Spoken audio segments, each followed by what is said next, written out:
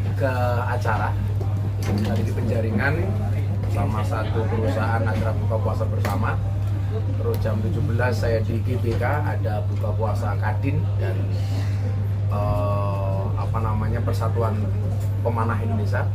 Kemudian tadi terakhir saya diundang untuk menghadiri Nuzulul Quran di kantor DPP PAN bersama Pak Menteri Perdagangan Pak Zulkifli. Terus lanjut ke sini.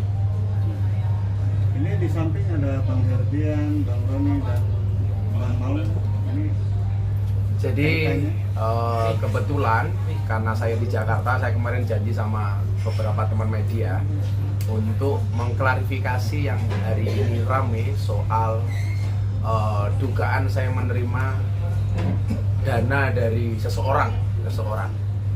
Nah, kebetulan mereka berdua ini mendampingi saya dan kemudian juga Maung waktu itu ketika saya lelang belangkon itu yang ada di lokasi. Jadi posisinya Maung itu di lokasi. Jadi perlu saya sampaikan adalah saat itu saya ada konser amal. Ada saya, ada band padi dan lain-lain. Termasuk yang hadir waktu itu sahabat saya ini Maung Hercules. Nah, saya untuk dana amal ini melelang belangkon. Kebetulan ini bukan yang pertama kali. Saya sudah beberapa kali lelang. Salah satunya sebelum itu belangkon saya dibeli 200 juta untuk santri asuh di Jawa Timur sama seorang pengusaha. Semuanya kita kasih ke situ untuk santri asuh. Nah, waktu itu Charity kembali ada yang nanya, ada lelang lagi nggak Gus? Oh ada, boleh belangkon. Nah, karena belangkon pertama saya laku 200 juta, maka waktu itu saya membuat harga terendah untuk bisa mengikuti bid itu harus ada yang berani nawar 200 juta. Setelah kita seleksi, ternyata ada 2 orang. Ada 2 orang yang nawar berani buka harga dasar 200 juta. Maka kemudian proses lelang itu terbuka dan live. Kemudian akhirnya yang paling tinggi waktu itu yang bersangkutan ini membeli belangkon saya senilai 900 juta.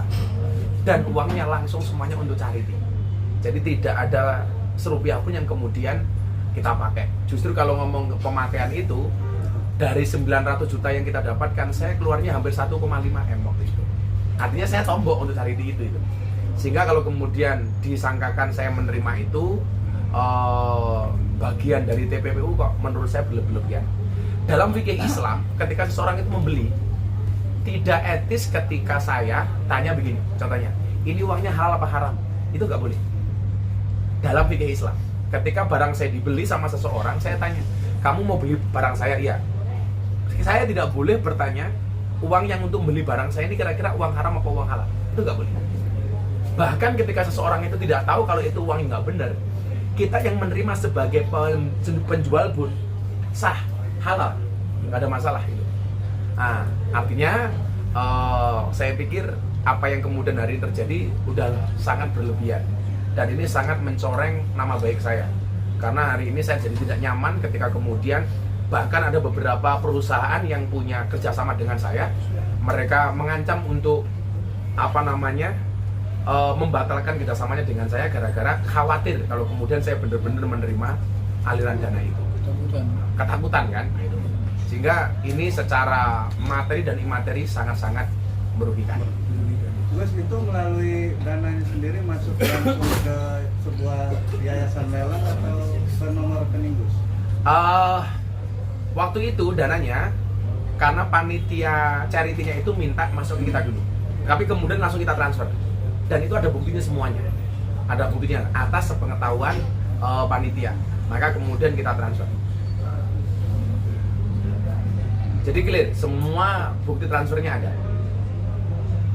Baik Gus, mungkin Nunsewu, tapi jenengan kenal nggak sih sama Wahyu Enzo sendiri? Saya kenalnya waktu itu justru dia sebagai pemilik PT Legion. Awalnya itu PT Legion. Tapi setelah kemudian dia beli, kan saya jadi ngulik-ngulik. Sebenarnya ini siapa kok sampai beli mahal banget gitu. Ternyata satu, dia mengidolakan saya banget. Mengidolakan saya banget. Oh, kan saya tidak boleh menolak siapa yang mengidolakan saya. Saya aja idolan. Nah, Maung saja yang punya 1 juta pasukan di Jakarta jadi pengawal saya itu. Tinggal pintar, dikerahkan siap. tadi beliau ini mau berangkat ke Brebes habis maghrib tadi. Terus saya bilang saya mau cuma sama teman-teman wartawan, dia batalkan ke Brebesnya untuk ngawal Abah, dia bilang. Jadi saya baru tahu kemudian kalau beliaunya ini pemilik ATG itu setelah lelang terjadi. Setahu saya beliau owner dari Legion. Awalnya gitu. Nah, dan Gus ini kan merugikan nama baik ya Gus ya, maksudnya secara imateri dan materi. Ada langkah berikutnya nggak sih dari Gus Miftah? Nanti soal langkah berikutnya saya nanya kepada teman-teman lawyer yang mendampingi saya ini, karena secara hukum mereka pasti lebih tahu dibandingkan saya. Langkah kedepannya seperti apa, saya pasrahkan kepada mereka. Tapi yang jelas mungkin sekali lagi saya tegaskan, dulu pas lelang amal untuk Charity itu mau nggak ada mau ya? Saya ada. Ada. Ini di Balai Sarbini. Ada beberapa juga Barang lain yang hilang. Ada beberapa toko-toko juga. Toko-toko juga datang. Ada orang tua kita juga ada Ah. hadir, ada Pak Kiai. Pakai saya juga hadir. hadir. Waktu itu juga ada orang yang secara live minta disahadatkan bahkan. Ketika saya lagi di depan, mereka buat tulisan, Gus minta tolong saya disahadatkan. Anak Bali waktu itu. Ya. Jadi prosesnya panjang. Gus berencana untuk lapor balik nggak sih Gus? Itu nanti urusan lawyer. Karena narasumber yang kemarin menyebutkan nama Gus Miftah juga menyebutkan nama secara lengkap gitu Gus. Nah. Tidak secara inisial gitu. Yang saya sesalkan adalah bahkan tersangka sekalipun sudah ditetapkan sebagai tersangka itu masih nyebut nama inisial. Lah ini belum apa-apa lu sudah langsung menyebut nama terang gitu. Kalau seandainya mungkin dia mengatakan GM, itu kan masih multi tafsir. Gus Miftah apa Germo kan kita nggak tahu. Ini langsung menyebut nama saya. Itu sangat-sangat merugikan. Nah nanti langkahnya seperti apa, saya pasrah sama teman-teman lawyer. Tapi kalau dari korban minta dikembaliin uangnya, Gus Miftah yang kembali nggak? Ya.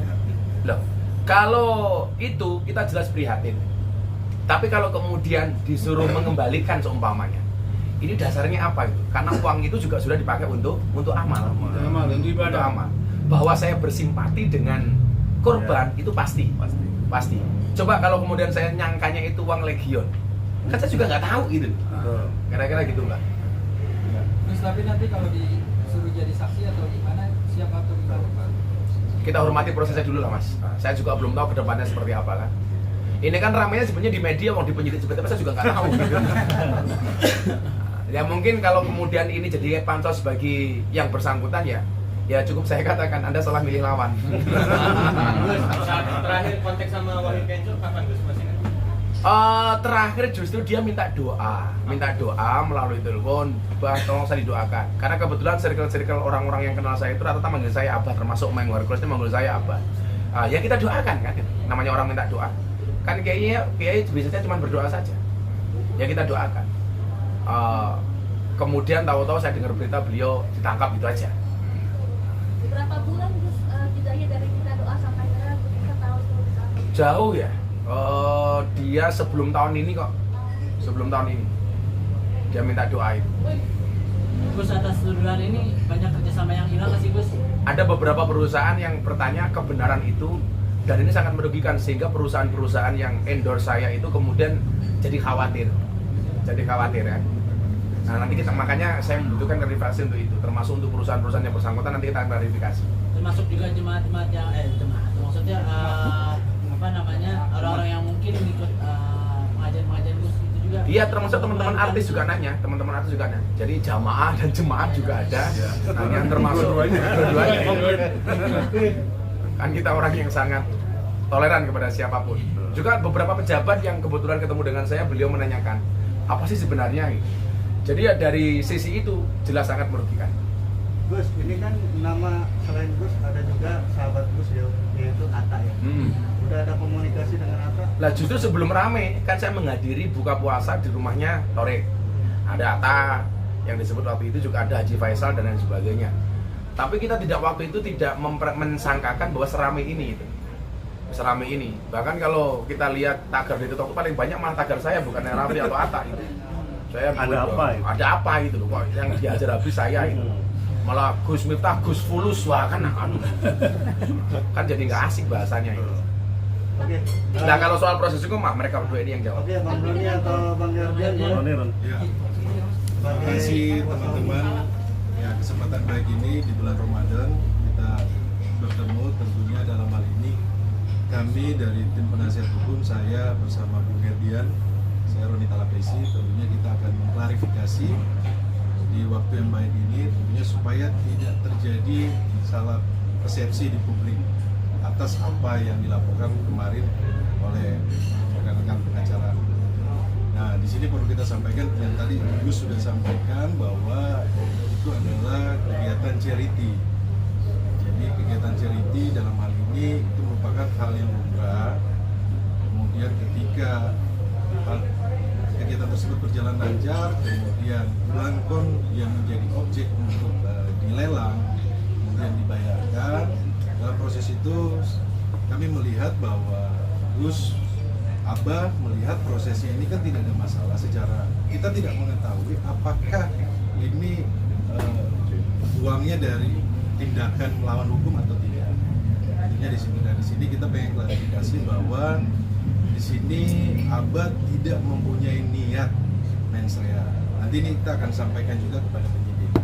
Tentunya kita turut empati bahwa di sini kita melihat banyak korban yang ikut menjadi korban dari perbuatan yang dilakukan oleh saudara Wahyu. Tapi dalam hal ini kita perlu mendudukan nama baik dari Abah untuk supaya publik melihat bahwa proses yang berjalan ini Abah tidak mengetahui uang tersebut uang hasil kejahatan atau tidak. Ini yang perlu kita luruskan. Itu yang pertama. Yang kedua terkait dengan niat Abah menikmati uang hasil kejahatan itu juga pun tidak jauh sekali. Jadi ini akan kita klarifikasikan kepada tim penyidik. Kalau dipanggil Abah sebagai warga negara yang baik, tentunya kita mendukung segala proses hukum yang berjalan. Bahwa kita mendukung agar penyidik membuka kasus ini menjadi terang benderang, siapa yang benar-benar terlibat, kemudian kita menghindari dari fitnah. Ini juga perlu kita luruskan supaya publik juga mengetahui. Tapi sekali lagi tadi Abah sudah sampaikan dan kami tim penasihat hukum perlu kita sampaikan juga, kita turut prihatin terhadap para korban yang menjadi korban dari saudara Wahyu Kenzo. Segala sesuatunya prosesnya nanti kita akan sampaikan kepada rekan-rekan media. Kita tunggu dari kepolisian seperti apa. Tetapi di sini perlu kita luruskan supaya tidak menjadi isu yang simpang siur di luar sana yang membuat nama Abah ini menjadi tidak baik. Tentunya yang perlu kita luruskan karena semua kan proses hukum ini kan harus berjalan, kemudian nanti di penyidikan lah ini nanti akan diuji bersama gitu loh, bahwa benar TPPU ini merupakan Abah punya niat atau tidak. Tetapi perlu kita sampaikan bahwa proses lelang itu berjalan seperti itu. Jadi istilahnya begini teman-teman, ketika perbuatan pidana seseorang itu harus dipertanggungjawabkan oleh dirinya.